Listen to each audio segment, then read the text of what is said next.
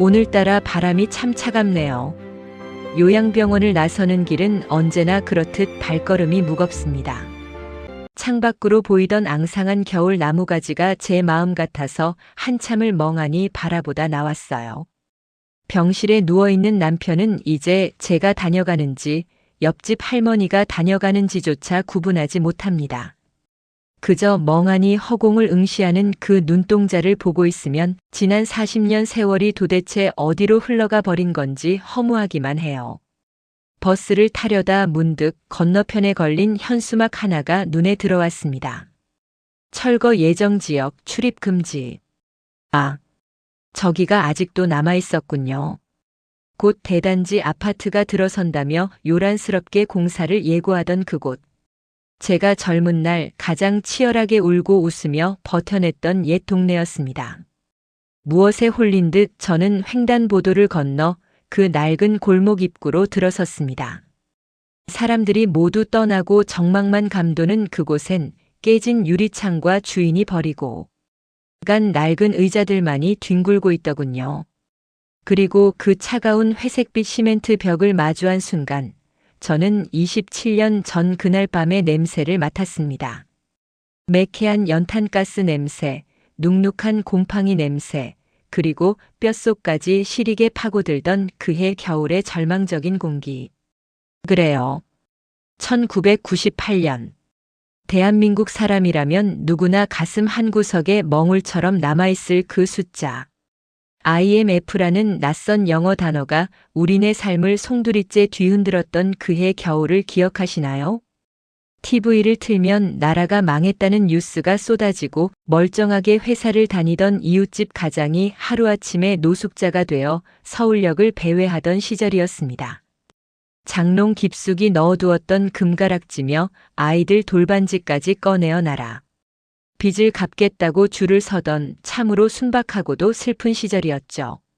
저희 집이라고 다를 건 없었습니다. 아니, 오히려 더 처참했지요.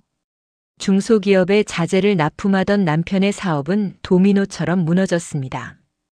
거래처들이 줄줄이 부도를 내면서 받은 어음들은 한순간에 휴지 조각이 되어버렸고 빚쟁이들은 하루가 멀다고 집에 들이닥쳤습니다.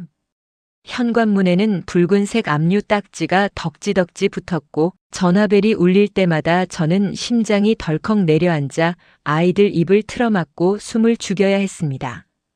어머니, 우리 이제 어떻게 되는 거예요? 학교는 계속 다닐 수 있는 거지?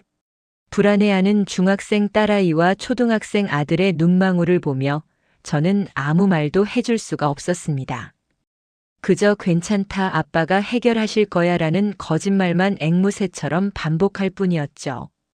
하지만 밤마다 술에 취해 들어와 세상을 저주하고 물건을 때려 부수는 남편을 보며 저 역시 속으로는 이미 수십 번도 더 죽음을 생각하고 있었습니다. 그날은 유독 추위가 매서운 날이었습니다. 12월의 칼바람이 창틀 틈새로 윙윙거리는 소리를 내며 들어와 방바닥에 온기마저 앗아가던 밤이었죠. 남편은 며칠째 집에 들어오지 않고 있었고 쌀독은 바닥을 보이고 있었습니다. 친정 오빠에게 돈을 좀 빌려볼까 수십 번 수화기를 들었다 놓았지만 차마 입이 떨어지지 않아 결국 내려놓고 말았습니다. 부엌 구석에 쪼그리고 앉아 식어버린 찬밥을 물에 말아 꾸역꾸역 삼키는데 갑자기 목구멍에서 뜨거운 덩어리가 치밀어 오르더군요. 왜 나만 이렇게 살아야 하나? 내가 전생에 무슨 죄를 지었길래 이런 지옥 같은 현실을 견뎌야 하나? 평생 남편 뒷바라지하고 아이들 키우느라 내 이름 석자도 잊고 살았는데 내게 남은 건 빚더미와 늙어버린 몸뚱어리뿐이라는 사실이 견딜 수 없이 억울했습니다. 도저히 그 좁은 집구석에 앉아 있을 수가 없었습니다. 잠든 아이들의 얼굴을 한번 쓰다듬고는 무작정 겉옷 하나를 걸쳐 입고 집을 나섰습니다. 어디로 가겠다는 목적지도 없었습니다. 그저 이 숨막히는 현실에서 단 1분, 1초라도 벗어나고 싶다는 본능뿐이었죠. 거리는 칠흑같이 어두웠습니다. 가로등마저 전기를 아낀다며 격등제로 켜져 있어 골목길은 마치 괴물의 입속처럼 시커멓게 입을 벌리고 있었습니다. 문 닫은 상점들의 셔터에는 임대 문의, 점포 정리라고 적힌 빛바랜 종이들이 펄럭거리고 있었죠. 지나가다 마주친 전봇대 아래 쓰레기 더미가 마치 버려진 제 인생 같아 보여 한참을 서서 바라보았습니다. 그때였습니다. 저만치 골목 끄트머리 가로등 불빛이 닿지 않는 어둠 속에서 누군가의 인기척이 느껴진 것은 처음엔 빚쟁이들이 보낸 사람인 줄 알고 덜컥 겁이 났습니다. 아니면 술 취한 취객이거나 흉기를 든 강도일지도 모른다는 생각에 발걸음을 돌리려 했죠. 하지만 이상하게도 발이 땅에 붙어버린 듯 움직이지 않았습니다. 어둠 속에 서 있는 그 형체는 위협적이라기보다는 어딘가 기묘한 분위기를 풍기고 있었습니다. 잠이 오지 않으시는군요. 낮고 부드러운 목소리였습니다. 마치 오랫동안 저를 기다려온 사람처럼 너무나도 자연스럽게 말을 걸어오는 그 목소리에 저는 흠칫 놀라 뒷걸음질 쳤습니다. 눈을 가늘게 뜨고 어둠 속을 응시했습니다. 희미한 달빛에 드러난 남자의 모습은 예상 밖이었습니다. 노숙자처럼 남루하지도 깡패처럼 거칠어 보이지도 않았습니다. 그렇다고 말쑥한 정장 차림도 아니었죠. 유행이 한참 지난 낡은 가죽 코트를 입고 깃을 잔뜩 세운 채 두 손을 주머니에 찔러 넣고 있는 중년의 사내. 나이는 40대 중반쯤 되었을까? 그의 얼굴은 그늘에 가려 잘 보이지 않았지만 그 눈빛만은 어둠 속에서도 형형하게 빛나고 있었습니다. 누구세요? 제가 떨리는 목소리로 물었습니다. 남자는 대답 대신 천천히 제 쪽으로 한 걸음 다가왔습니다. 그가 움직일 때마다 낡은 가죽 코트가 스치는 소리가 적막한 골목길에 유난히 크게 울렸습니다. 글쎄요. 누구일까요? 그냥 이 시간까지 깨어있는 사람들의 친구라고 해두죠. 사람 잘못 보셨어요. 저는 돈도 없고 아무것도 살 생각이 없어요. 저는 반사적으로 대답하며 몸을 움츠렸습니다. 장사꾼인가? 잡상인인가? 아니면 도를 아십니까가 같은 사이비 종교인가? 경계심이 잔뜩 솟아올랐습니다.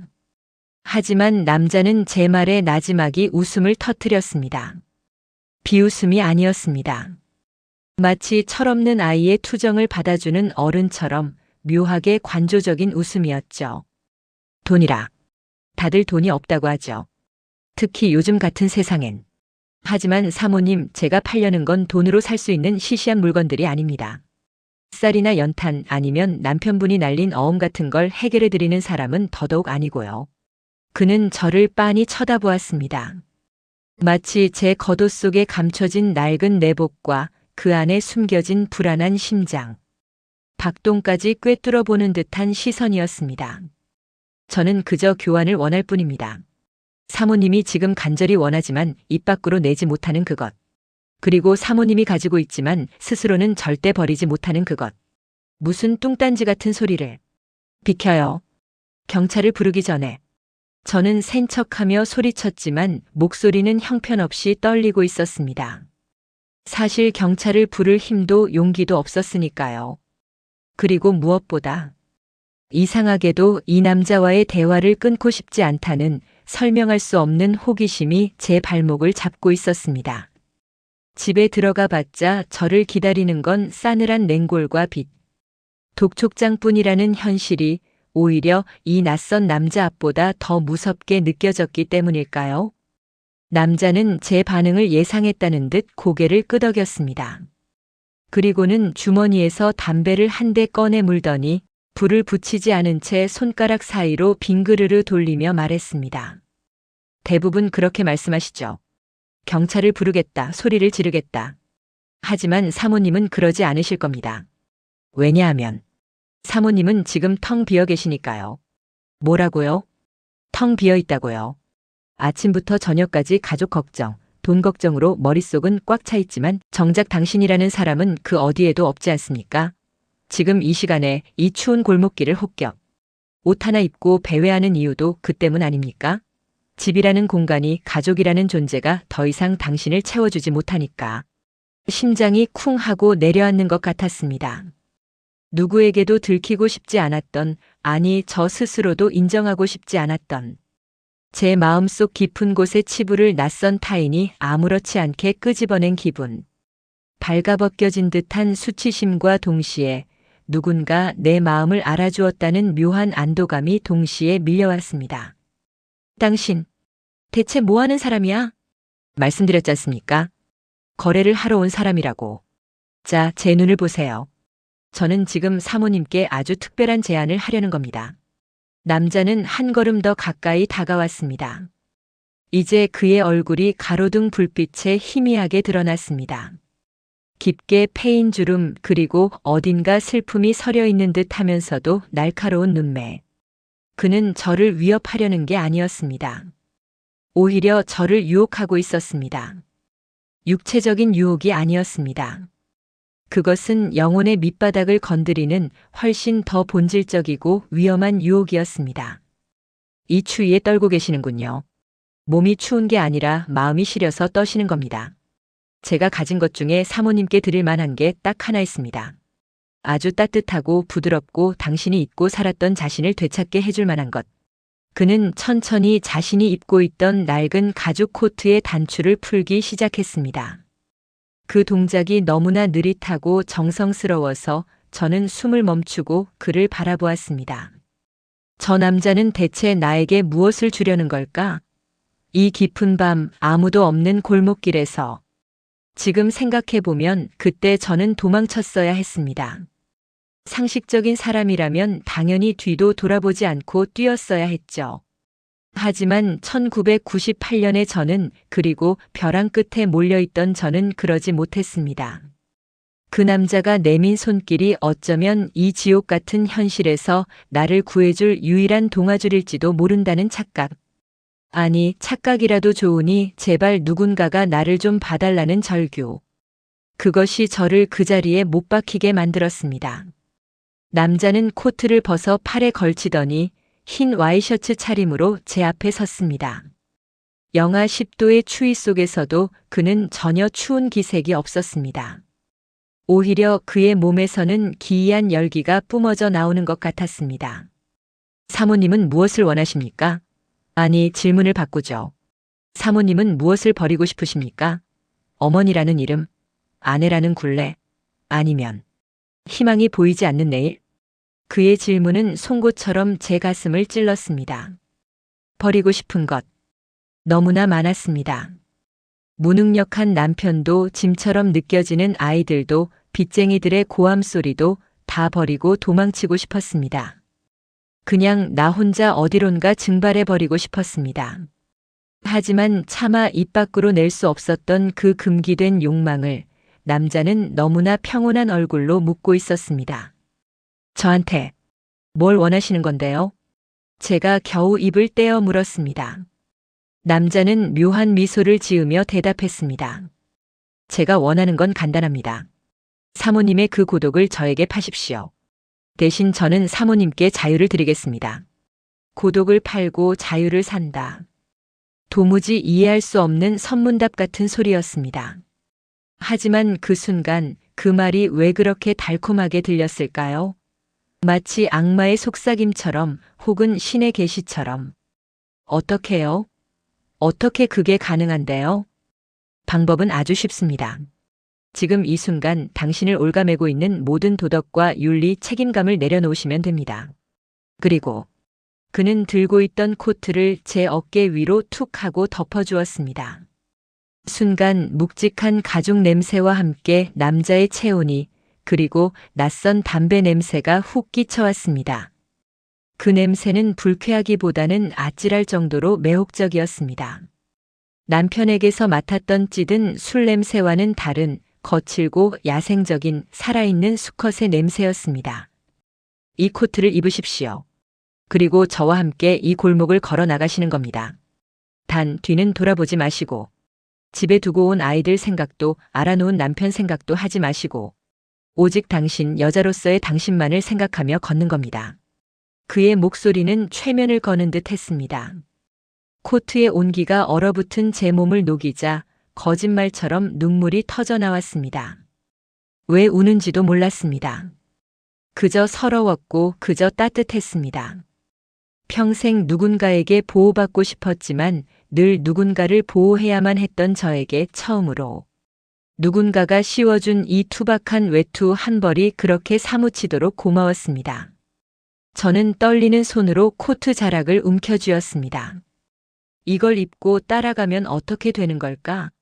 정말 내일의 걱정 따위는 없는 세상으로 갈 수 있는 걸까? 이 남자는 사기꾼일까? 아니면 나를 구원하러 온 천사일까? 이성은 미친 짓이라고 비명을 질렀지만 감성은 제발 데려가 줘라고 울부짖고 있었습니다. 그때였습니다. 어디선가 쨍그랑하고 유리가 깨지는 듯한 날카로운 소리가 들려온 것은 쨍그랑. 날카로운 파열음이 귓가에 꽂히는 순간 저는 최면에 걸린 사람처럼 멍하니 있던 정신이 번쩍 드는 것을 느꼈습니다. 소리의 정체는 골목 어귀의 쓰레기 더미에서 튀어나온 도둑고양이 한 마리였습니다. 녀석이 굶주림에 지쳐 쓰러져 있던 빈 소주병을 건드린 모양이더군요. 그 하찮은 짐승의 몸부림이 만들어낸 소음이 아니었다면 저는 아마 그 자리에서 영영 돌이킬 수 없는 강을 건넜을지도 모릅니다.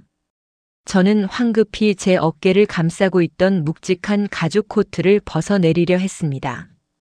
마치 불에 댄 것처럼 혹은 더러운 오물을 뒤집어 쓴 것처럼 소스라치게 놀라면서 말이죠.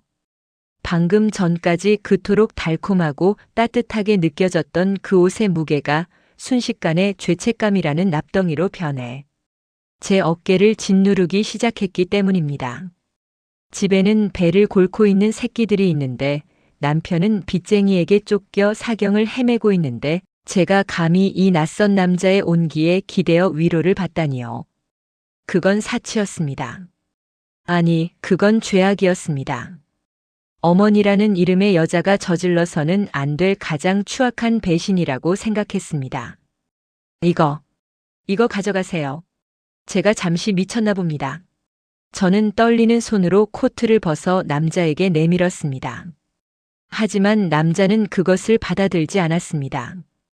오히려 주머니에 꽂아 넣었던 두 손을 빼지도 않은 채 그저 흥미롭다는 듯한 눈빛으로 허둥대는 저를 내려다볼 뿐이었습니다. 왜 돌려주시려는 겁니까? 방금 전까지만 해도 당신은 그 옷이 필요했습니다. 아니, 솔직히 말하면 지금도 필요하지 않습니까? 아니에요. 필요 없어요.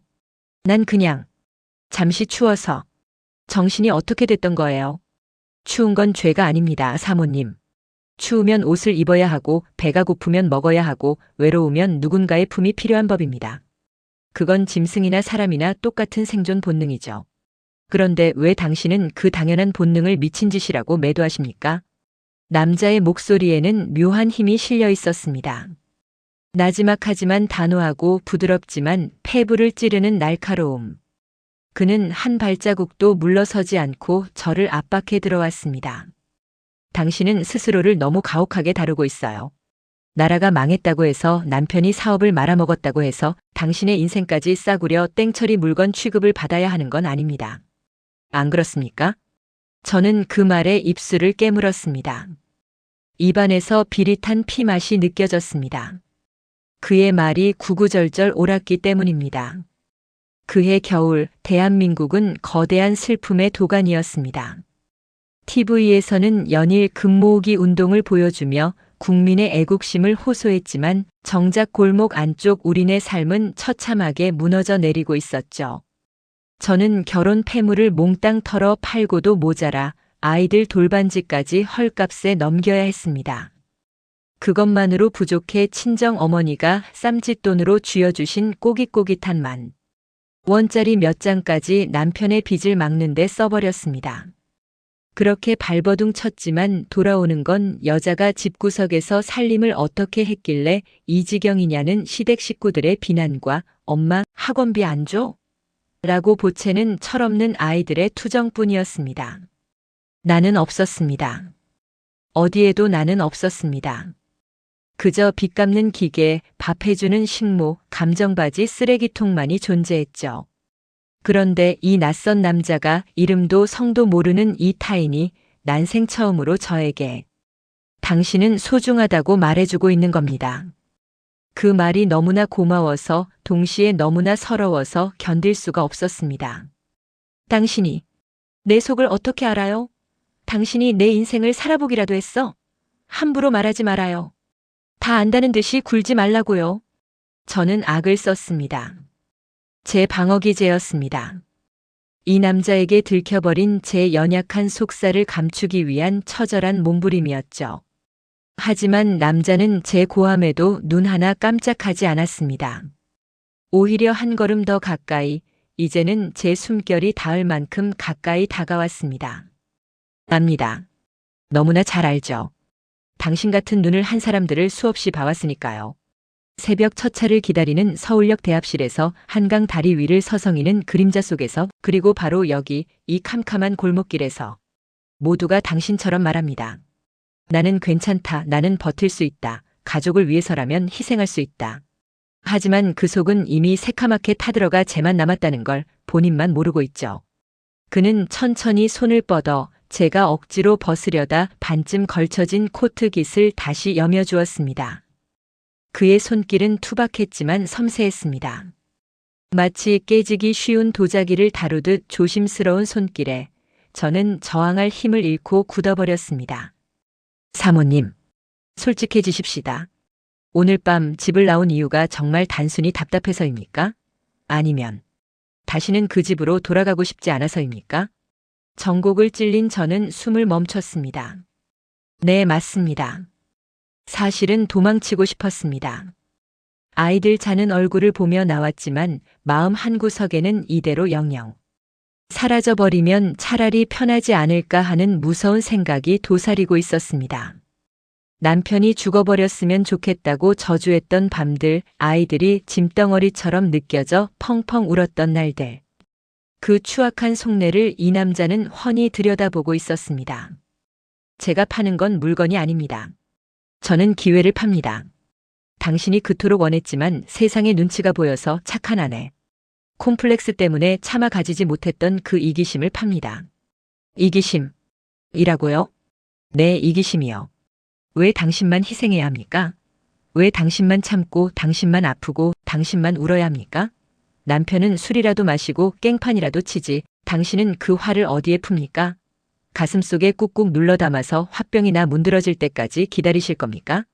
남자의 목소리가 점점 열기를 띠기 시작했습니다. 그것은 마치 웅변 같기도 했고 주술 같기도 했습니다. 그의 말 한마디 한마디가 제 가슴속에 쌓여있던 억울함의 둑을 건드리고 있었습니다. 저와 거래를 하시면 오늘 밤 당신은 자유를 얻게 됩니다. 아무도 당신을 엄마라고 부르지 않는 곳, 아무도 당신에게 돈을 달라고 조르지 않는 곳, 오직 당신의 이름 석자로만 불리고 당신이 웃고 싶을 때 웃고 울고 싶을 때 울 수 있는 곳, 그런 곳으로 데려다 드리겠습니다. 그런 곳이 세상에 어디 있어요? 있습니다. 당신이 용기만 낸다면. 지금 입고 계신 그 코트가 바로 입장권입니다. 그걸 입으셨다는 건 이미 당신의 마음이 반쯤은 넘어왔다는 증거니까요. 저는 저도 모르게 코트 자락을 꽉 움켜쥐었습니다. 가죽의 서늘한 감촉이 손바닥을 파고들었습니다. 갈등이 파도처럼 밀려왔습니다. 미친 척하고 따라가 볼까? 정말 이 남자를 따라가면 지긋지긋한 빗독촉, 전화도 쌀통이 비어가는 공포도 없는 세상이 있을까? 하지만 아이들은? 내일 아침 학교 갈 준비는 누가 챙기지? 아니, 그보다 이 남자가 나쁜 마음을 먹고 나를 해치기라도 하면? 하지만 죽고 싶다며 뛰쳐나온 주제에 이제 와서 목숨을 아까워하는 것도 우스운 일이 아닌가. 수만 가지 생각이 머릿속을 맴돌았습니다. 그때 남자가 결정타를 날리듯 속삭였습니다. 비가 올 걸 알면서도 우산을 쓰지 않는 건 미련한 짓입니다, 사모님. 지금 사모님의 인생엔 태풍이 몰아치고 있어요. 그런데 언제까지 맨몸으로 비를 맞으며 나는 강한 엄마니까 괜찮아라고 최면을 거실 겁니까? 그러다 감기에 걸려 쓰러지면 그때는 누가 당신을 간호해 줍니까? 남편이요? 자식들이요? 천만에요. 병든 어미는 그들에게 또 다른 짐일 뿐입니다. 그 말이 제 마지막 자존심을 무너뜨렸습니다. 눈앞이 캄캄해지더니 다리에 힘이 풀려 주저앉을 뻔했습니다. 맞아요. 제가 아프면 집안은 올스톱이었습니다. 제가 몸살이라도 나서 누우면 밥상은커녕 라면 하나 끓여 먹을 줄 모르는 식구들은 저를 원망스러운 눈으로 쳐다보곤 했죠. 아픈 게 유세냐는 남편의 비아냥거림이 환청처럼 들려왔습니다. 저는 고개를 들어 남자를 보았습니다. 눈물이 그렁그렁한 제 눈에 남자의 모습이 일렁였습니다. 그는 더 이상 수상한 장사꾼으로 보이지 않았습니다. 어쩌면 그는 제 내면 깊은 곳에서 울부짖던 또 다른 나가 만들어낸 허상이 아닐까 하는 생각마저 들었습니다. 그럼 제가 뭘 드리면 되나요? 돈은 없다고 했잖아요. 가진 게 아무것도 없어요. 체념 섞인 목소리로 제가 물었습니다. 거래를 하려면 대가가 있어야 할 테니까요. 남자는 만족스러운 듯 입꼬리를 살짝 올렸습니다. 돈은 필요 없습니다.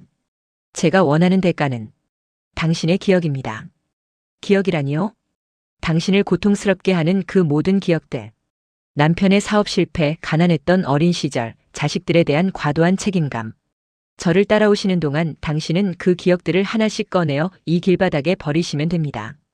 그렇게 해서 당신의 머릿속이 하얀 백지처럼 깨끗해지면 그때 비로소 거래는 완성되는 겁니다. 기억을 버려라. 과거를 지워라. 그러면 자유를 주겠다. 그것은 악마의 계약과도 같았습니다. 나를 구성하는 모든 고통을 지워버린다면 과연 나라는 존재가 남기는 하는 걸까요? 하지만 그 순간에 저는 그 위험한 거래가 너무나 매혹적으로 느껴졌습니다. 기억을 지울 수만 있다면. 그래서 내가 망한 사업가의 아내라는 사실도 빈털털이라는 사실도 잊을 수만 있다면. 좋아요. 제 입에서 쉰 소리 같은 대답이 흘러나왔습니다. 어디로 가면 되죠? 남자는 빙그레 웃으며 몸을 돌렸습니다. 그리고 어둠이 짙게 깔린 골목의 더 깊은 안쪽 가로등조차 닿지 않는 시면을 향해 손짓했습니다. 이쪽입니다. 끝까지 걸어가면 다른 세상이 나옵니다. 단 한 번 발을 내디디면 다시는 뒤돌아갈 수 없습니다. 그래도 가시겠습니까? 저는 잠시 멈칫했습니다. 뒤를 돌아보았습니다. 저 멀리 희미한 불빛이 새어나오는 우리 집 창문이 보였습니다. 아직 잠들지 않은 딸아이가 켜놓은 스탠드 불빛일까요? 그 작은 불빛이 저를 잡으려는 듯 아스라하게 흔들리고 있었습니다. 하지만 저는 고개를 돌렸습니다. 그리고 남자가 가리키는 칠흑 같은 어둠을 향해 천천히, 아주 천천히 첫 발을 내디뎠습니다. 남자의 가죽 코트 자락이 제 발목을 스치며 사각거리는 소리를 냈습니다. 그 소리는 마치 낙엽이 바스라지는 소리 같기도 했고 제 인생의 한 페이지가 찢겨나가는 소리 같기도 했습니다. 한 걸음, 두 걸음. 남자를 따라 어둠 속으로 들어갈수록 등 뒤의 세상은 점점 멀어지고 기묘한 정적만이 저를 감싸기 시작했습니다. 심장이 터질 듯 쿵쾅거렸지만 멈출 수는 없었습니다. 이것이 파멸로 가는 길인지 구원으로 가는 길인지 알 수 없었지만 적어도 그 순간만큼은 저를 짓누르던 삶의 무게가 거짓말처럼 가벼워지는 것을 느꼈으니까요. 그렇게 저는 1998년의 그 차가운 겨울밤, 낯선 남자와 함께 돌이킬 수 없는 거래를 시작하고 말았습니다. 어둠 속으로 발을 내디딜 때마다 이상하게도 발바닥에 닿는 지면의 감각이 희미해졌습니다.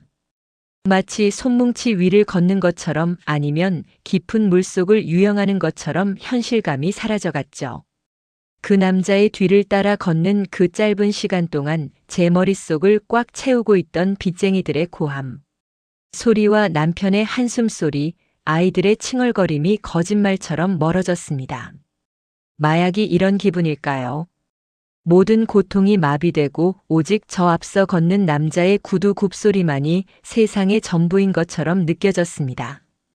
또각또각. 그 건조하고 규칙적인 소리가 저를 최면의 더 깊은 곳으로 이끌고 있었습니다. 우리는 좁은 골목을 지나 재개발로 인해 텅 비어버린 폐가들이 늘어선 구역으로 들어섰습니다. 깨진 창문들이 마치 해골의 눈처럼 우리를 내려다보고 있었지만 신기하게도 무섭지 않았습니다. 오히려 그 황량한 풍경이 제 마음의 풍경과 닮아 있어 묘한 안도감마저 들었습니다. 남자가 걸음을 멈춘 곳은 칠이 다 벗겨진 어느 낡은 대문 앞이었습니다. 가로등 하나 없는 그곳엔 오직 시린 달빛만이 비스듬히 비추고 있었죠. 남자가 천천히 뒤를 돌아 저를 보았습니다. 역광을 받은 그의 얼굴은 표정을 읽을 수 없었지만 그 눈빛만은 어둠 속에서도 형형하게 빛나고 있었습니다. 자, 이제 첫 번째 값을 치르실 시간입니다. 그가 손바닥을 내밀었습니다. 돈을 요구하는 것이 아님을 알면서도 저는 반사적으로 빈 주머니를 뒤적거렸습니다. 무엇을 드리면 되나요? 말씀드렸지 않습니까? 당신의 기억이라고. 가장 먼저 당신을 가장 비참하게 만들었던 기억 하나를 꺼내 주십시오. 그것을 제 손바닥 위에 올려놓으면 제가 깨끗하게 태워 없애드리겠습니다. 가장 비참했던 기억. 너무나 많아서 고를 수조차 없을 것 같았습니다. 남편이 부도 소식을 알리며 바닥에 주저앉아 통곡하던 날, 결혼 예물을 팔러 갔다가 금은방 주인에게 헐값을 제시받고 모멸감을 느꼈던 순간, 아니면 쌀이 떨어져 친정 엄마에게 전화를 걸었다가 차마 말을 못하고 엉엉 울기만 했던 그저께 밤, 저는 잠시 망설이다가 입을 열었습니다. 그날, 빚쟁이들이 집에 쳐들어왔던 날이요. 빨간 딱지를 TV이며 냉장고에 붙이고 아이들이 보는 앞에서 남편 멱살을 잡고 흔들던 그날. 초등학생인 아들 녀석이 무서워서 오줌을 지렸는데 저는 빚쟁이들 바짓가랑이를 잡고 비느라 아이를 챙겨주지도 못했어요. 그 아이의 겁에 질린 눈동자. 그게 밤마다 꿈에 나와요. 제발 그것 좀 지워주세요. 말을 뱉어내는 것만으로도 다시금 심장이 옥죄어 왔습니다. 남자는 고개를 끄덕였습니다. 좋습니다. 아주 훌륭한 고통이군요. 자, 이제 눈을 감고 그 기억이 머릿속에서 빠져나와 제 손으로 옮겨간다고 상상하십시오. 그러면 당신은 더 이상 그날의 수치심을 느끼지 않게 될 겁니다. 저는 홀린 듯 눈을 감았습니다. 간절히 빌었습니다. 제발 그 끔찍한 기억이 사라지게 해달라고. 그런데 이상한 일이었습니다. 분명히 그 기억을 지우려고 하는데 빚쟁이들의 고함 소리가 사라지는 순간 그날 밤 저를 안아주며 엄마 무서워하지 말라고 말하던 딸아이의 떨리는 목소리까지 함께 희미해지는 것이었습니다. 그 지옥 같은 상황 속에서도 우리 가족이 서로를 부둥켜 안고 흘렸던 눈물, 그 처절했던 사랑의 온기마저 함께 뜯겨나가는 기분이 들었습니다. 저도 모르게 신음이 새어나왔습니다. 머리가 깨질 듯이 아팠습니다. 상처가 골마 터지는 아픔이 아니라 생사를 도려내는 듯한 날카로운 통증이었습니다. 왜 그러십니까? 망설이시는군요. 남자의 목소리가 조금 차가워졌습니다. 고통을 버리려면 그 고통 속에 섞여 있는 미련도 함께 버려야 합니다. 상처 없는 살은 없습니다. 독을 빼내려면 피를 흘려야 하는 법이죠. 어서 넘기십시오. 그래야 편해집니다. 하지만 그 기억 속엔 우리 아이들도 있어요. 그날의 아픔을 지우면 그날 아이들을 지키려 했던 제 마음도 사라지는 건가요? 당연하죠. 당신이 어머니라는 십자가를 지고 있는 한 고통은 영원히 끝나지 않습니다. 제가 드리려는 자유는 바로 그 십자가를 내려놓는 것입니다. 아이들은 잊으십시오. 남편도 잊으십시오. 그들은 당신의 인생을 갉아먹는 기생충일 뿐입니다. 기생충. 그 단어가 제 고막을 때리는 순간 감고 있던 눈이 번쩍 떠졌습니다. 방금 뭐라고 했지? 내 목숨보다 귀한 내 새끼들을, 내 가족을 기생충이라고. 순간적으로 찬물을 뒤집어 쓴 듯 정신이 맑아졌습니다. 달콤했던 최면의 안개가 걷히고 눈앞에 서 있는 남자의 실체가 보이기 시작했습니다. 그는 구원자가 아니었습니다. 그의 눈은 자비로운 신의 눈이 아니라 그저 타인의 불행을 먹고 사는 굶주린 짐승의 눈이었습니다. 아니, 어쩌면 그는 제 내면 깊은 곳에 숨어있던 가장 비겁하고 이기적인 자아가 만들어낸 악마의 형상일지도 몰랐습니다. 저는 맹렬한 추위를 느꼈습니다. 그가 덮어준 가죽 코트가 갑자기 뱀처럼 징그럽게 느껴져 몸서리가 쳐졌습니다. 제 주머니 속에 손을 넣었습니다. 무언가 딱딱하고 차가운 것이 손끝에 닿았습니다. 집을 나오기 직전 바닥에 떨어져 있던 것을 무심코 주워 넣었던 작은 단추였습니다. 아들 녀석의 교복 셔츠에서 떨어진 단추. 내일 아침 학교 가기 전에 달아줘야지 생각하며 챙겨두었던 그 하찮고 보잘것없는 플라스틱 조각. 그 작은 단추의 감촉이 저를 현실로 잡아끌었습니다. 내일 아침이면 엄마 밥 줘, 엄마 단추 달아줘 하고 저를 찾을 아이들의 목소리가 귓가에 생생하게 울려 퍼졌습니다. 그것은 지긋지긋한 짐이 아니었습니다. 그것은 제가 살아있음을 증명하는 유일한 증거였고 제가 버텨야 하는 이유였습니다. 비록 빚쟁이에게 시달리고 쌀독이 비어가는 비루한 삶일지라도 그 안에는 돈으로 환산할 수 없는 우리들만의 역사가 숨쉬고 있었습니다. 아니요. 못하겠습니다. 제가 뒷걸음질 치며 말했습니다. 남자의 미간이 찌푸려졌습니다. 지금 와서 포기하시겠다고요? 다시 그 구정물 같은 현실로 돌아가서 평생 빚 갚는 기계로 살다 죽겠단 말입니까? 네. 그렇게 살다 죽더라도 그게 내 인생이에요.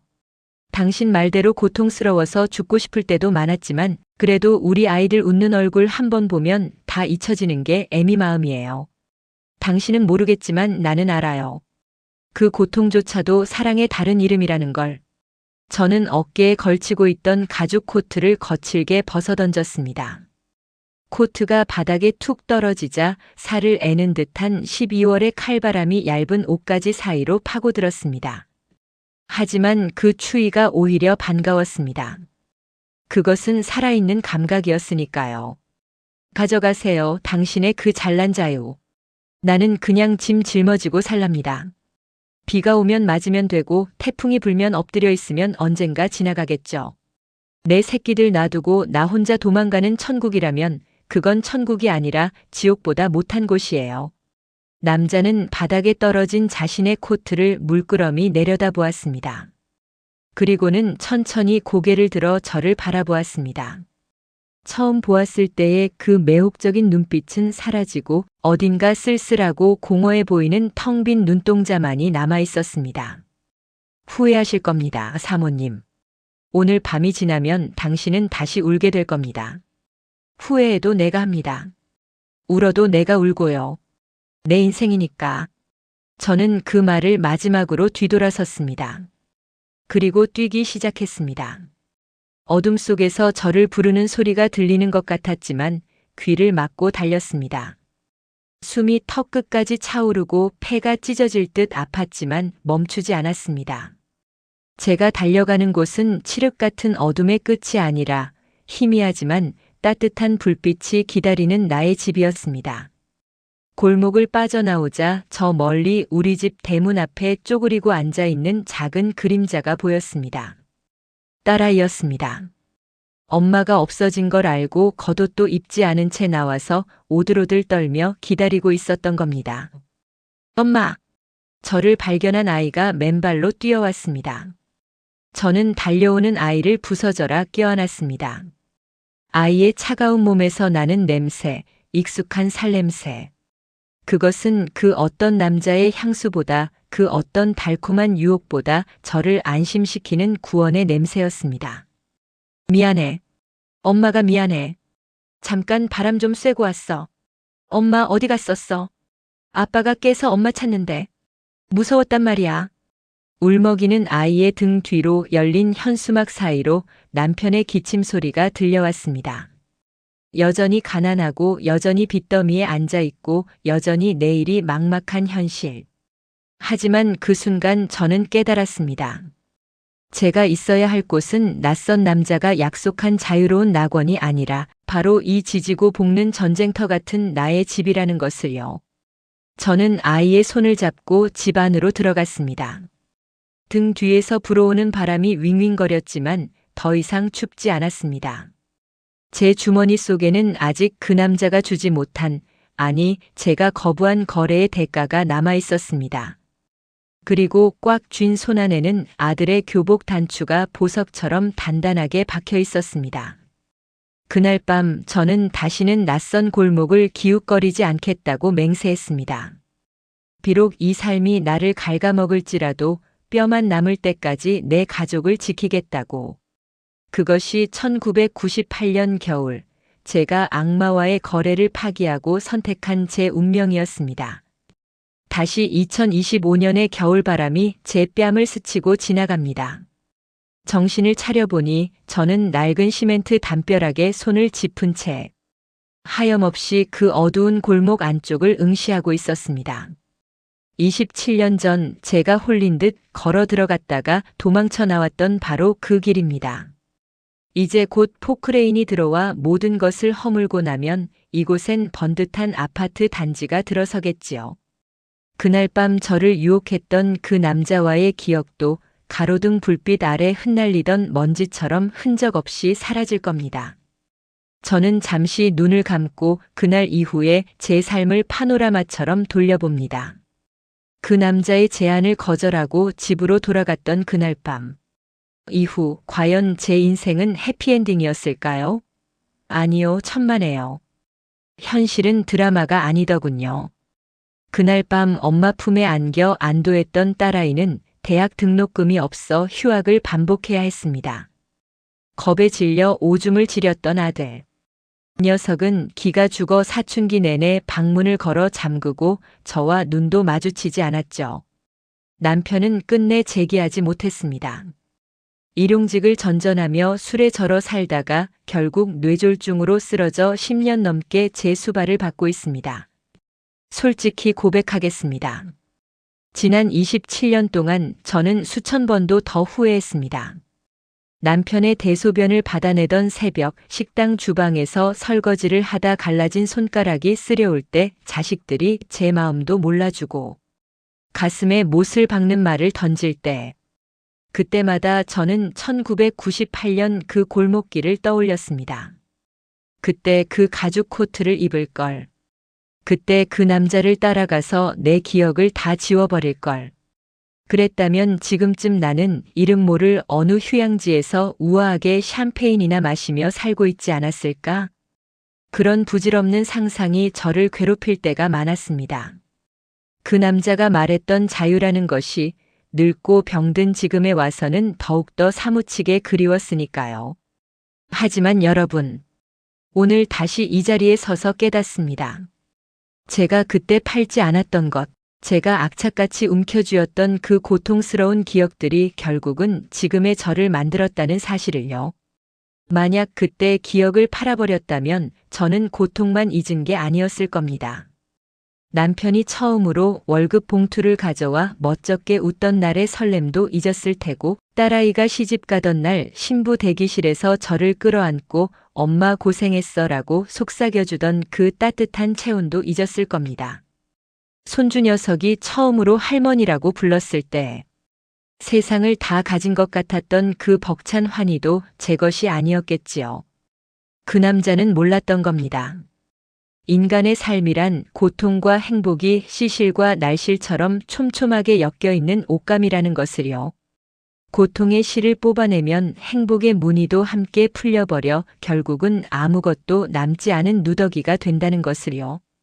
그는 저에게 순백의 자유를 주겠다고 했지만 그것은 실은 아무것도 아닌 공허였을 뿐입니다. 요양병원에 누워있는 남편을 생각합니다. 이제는 말도 어눌하고 저를 알아보지도 못하는 그 사람이 젊은 날엔 저를 그토록 힘들게 했던 원수 같은 사람이었습니다.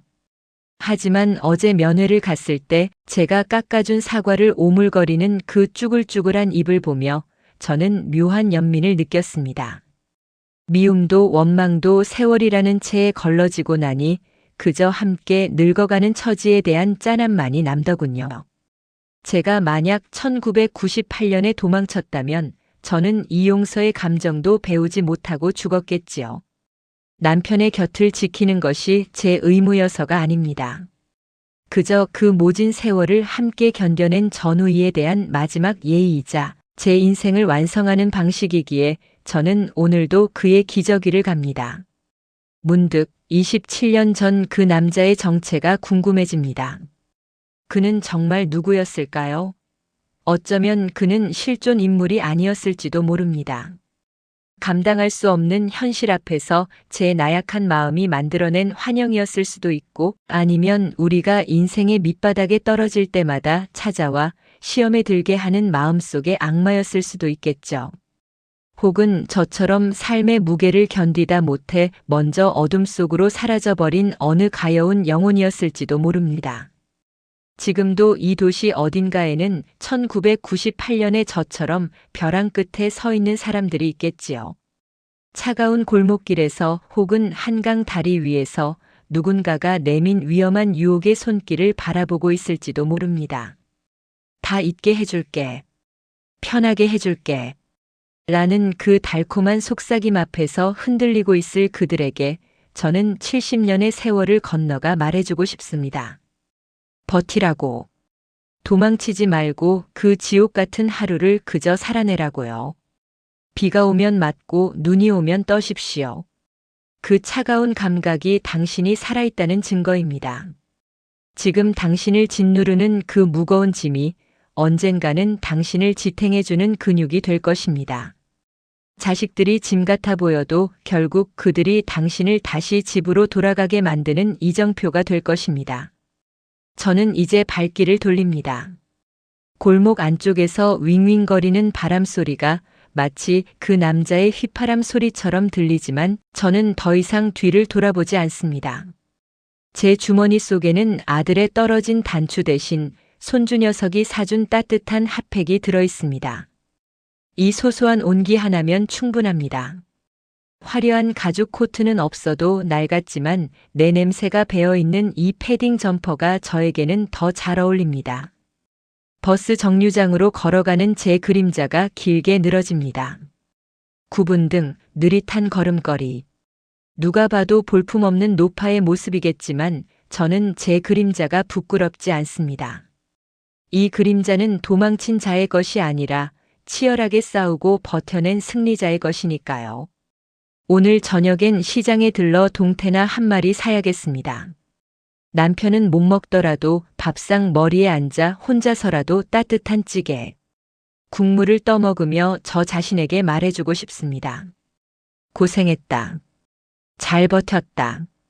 그리고 도망가지 않아줘서 고맙다. 여러분은 어떠신가요? 여러분의 마음속 골목길에도 아직 버리지 못한 미련의 코트가 걸려 있나요? 혹시 너무 힘들어서 모든 걸 놓고 싶은 순간이 온다면 27년 전 그 밤 어둠 속으로 걸어 들어가지 않고 집으로 돌아와 아이를 안았던 한 여자의 이야기를 기억해 주세요. 당신의 오늘 하루가 훗날 당신의 인생에서 가장 빛나는 훈장이 될 것임을 저는 믿습니다. 바람이 차네요. 모두 감기 조심하시고 댁내 두루 평안하시길 빕니다. 그리고 부디 당신의 가장 소중한 기억들을 끝까지 지켜내시길 바랍니다. 구독과 좋아요를 눌러주시면 제게 많이 힘이 될 것 같네요. 오랜 시간 들어주셔서 감사합니다.